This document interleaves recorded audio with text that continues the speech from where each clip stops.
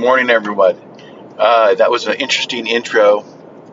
Sorry about that, but I have a tendency to make these podcasts now as I am driving to work. Now, I am driving in a country, Southeast Asia, Malaysia in particular, and it has its own unique challenges. And so, anyway, that's kind of why you hear that extra noise, and you hear my GPS and etc. Well, today I just wanted to kind of give you a couple tips that I have found that are helpful in finding more inexpensive plane tickets. The first thing I do is I go and I make sure I am not either on a VPN that says, United States or somewhere in the European Union. And then second, I make sure that from the internet standpoint, that any website I go to knows I am in a country that is cheaper, right? So I might use a Thailand VPN or a Philippines VPN in order to do this. So the first thing I do is I go to Expedia and I just go to the dates, general time frame that I'm looking for, and I go look at the dates earlier, look at the dates later, and I find out what is the lowest price that they offer, right? And I like to compare everything in USD because that is where my income comes from, was from US dollars. So for me, that's kind of all that matters at the end of the day. Everything is going to be converted from that, right? So whether you're in the European Union or you're in India or whatever, the same theory may apply to you. So I'll take that number, and I will convert that number. In my case, I'm converting it to Malaysian ringgit. But the same thing, you do the same thing if it's like Thai baht or etc. And so now I've converted that to Malaysian ringgit. And so I kind of know the average cost of the plane ticket from Expedia, right? What basically that is saying. What's that? I should say the lowest cost ticket.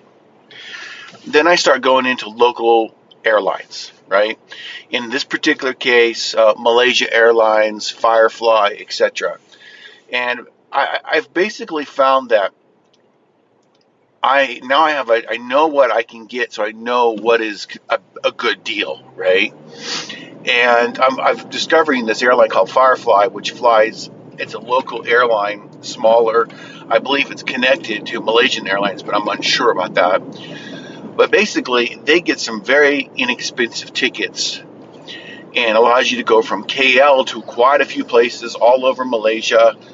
And you can get to Singapore, you can get to Phuket, you can get to Bangkok, etc. And it's got a lot of direct flights from some of these other areas inside Malaysia, right? And I'm seeing tickets one way that are just under 100 ringgit, right? And so if you wanted to put that into comparison with US dollars, take about 4.6, right? And so you want to take, that Malaysian ringgit, you divide it by 4.6, and you get a general amount it would be in US dollars, right? So that's as close to free of a ticket as you're going to ever get, right? And so we fly out of Penang a lot, and so we look for one-way tickets, and we see some really good deals to Singapore. Occasionally, we see some really good deals to Phuket, really good deals to Bangkok, which we're taking advantage of, and of course KL, really low cost. And so there's a lot of options there that are extremely low cost, and so you can go to some places on a very tight budget, right? You don't have to have a ton of money to have a really cool adventure. You can go from KL to Langkawi. If you get, if you buy a ticket in the future, you can get something for about 100 ringgit or less than 200 ringgit. It just sort of depends on the time of year. And the other thing is, now let's say you want to fly someplace that's longer distance, right? And it's going to be way more expensive. You got to be very careful here because the countries that you fly into, you may have 25%, sometimes 50% higher on your total cost because of all the taxes and fees that they like to lump on. Like they'll say, "Oh, we have to do you a fuel surcharge fee," right? And that was done when oil was, I think, over $120 a barrel. Well, it's not there anymore, but the surcharge is still there, right? Same thing goes for taxes and fees for airports, for states, for countries, for tourists. They all add up, right? So you want to do that same thing where you go to some place. It doesn't have to be Expedia, but it could be something similar. Get a general idea of what's the lowest price ticket, and then you want to start hitting the national airlines in the country where you're at, right? So in my case, Malaysia Airlines seems to be the cheapest for a lot of things, but sometimes, like if I'm going to do Indonesia, Indonesian Airlines is cheaper, right? But it depends, right? I still have to do the same thing, go into Expedia, find out what they say is the cheapest, because they may say it's AirAsia, right? So if AirAsia pops up on Expedia as being the cheapest, you can do it through Expedia if you want. I mean, I just prefer not to do that. It adds an additional middleman, and if something goes wrong, I have found it's harder for me to fix it, right? So what I do is then I go over to AirAsia and I start checking out, what does it say on their website, right? Do I need to get into their partner program, right? Do I need to, what is it that I need to do to get that low cost, right? Because there's usually something, right? It's not like they're not wanting something from you, right? Those low costs have a tendency to be for their frequent flyers, and so you usually have to be in their frequent flyer program or connected to one that they're involved with. And so that's just some tips there on traveling within the airlines. Now, there is some fees that you might get charged, right? I should say you optionally can charge, right? And some of those fees are things like, it could be things like, what would you call it? Insurance, right? So everybody's offering you, hey, we want to buy insurance for this flight, blah, blah, blah, blah. So it's called an upsell, right? So you've already bought the ticket, but now they're trying to sell you something else.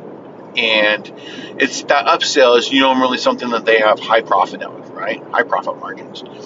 And most of the times, I actually just say no. I don't want their extra stuff. I have found that most of those insurances don't really get me much, Malaysia Airlines, for example, was like, hey, pay an extra 100 ringgit and you get, special treatment, early boarding, and all these extra things. Well, if you look at those extra things, okay, and those work for you, and those have the value that you want and need, then go for it, okay? If you're by yourself and you're a young person and you're on a tight budget, I would be very careful about doing any of those fees. Some of those come with a meal. Maybe, it's called, you can put an apple, buy something small, and it might be cheaper. I say might because you might have to buy it in the airport, so it might not be cheaper, right? It might be cheaper to buy the meal with the airline. Because some of these real small airlines like Firefly, they basically are designed to be low cost. So you're not getting,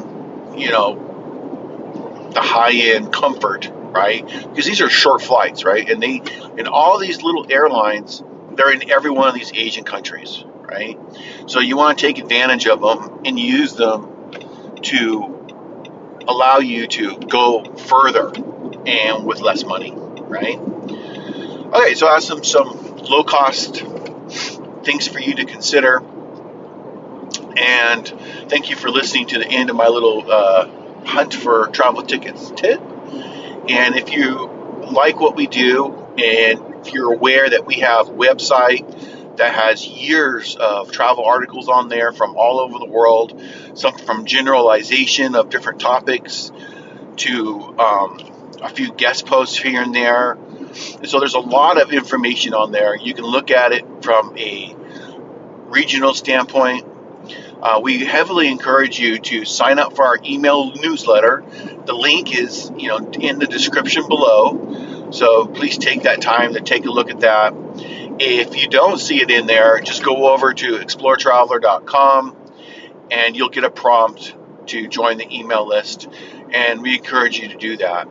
Also on exploretraveler.com, I've got a little micro pop-up that comes up, and basically we're offering our travel tips ebook for free for a limited time only. So if you'd like to get that, it'll basically take you to our online store where it's free.